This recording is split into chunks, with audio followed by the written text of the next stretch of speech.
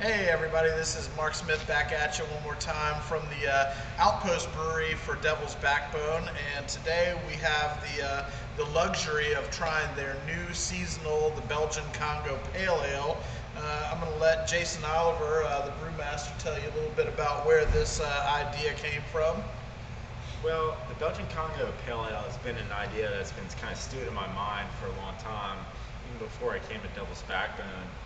It's sort of a historical what if. What if the Belgians made a hoppy ale for their colonists?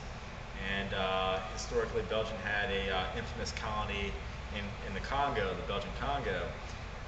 As we know, IPAs were British beers sent to India Pale Ale.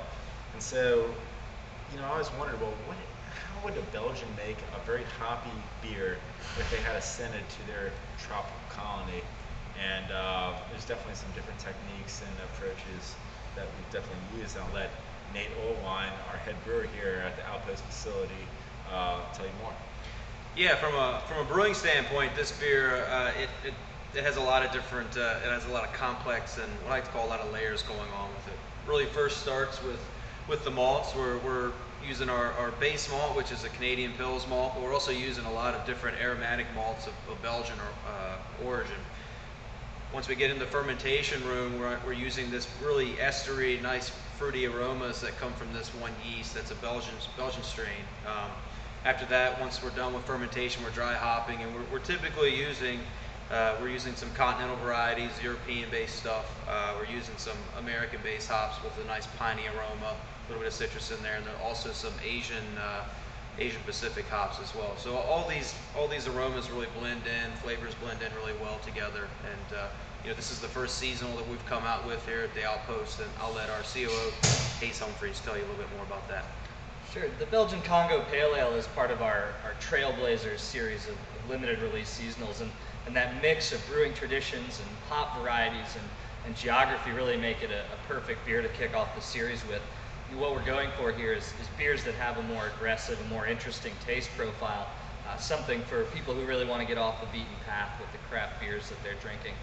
So you'll be able to find this in stores and on draft in April, and you can expect another seasonal every 2 months after that. Unfortunately for me today, that I get to try this right off the tank. It pours this really beautiful golden color, almost a honey. Has a really nice fruit ester, like a nice aroma.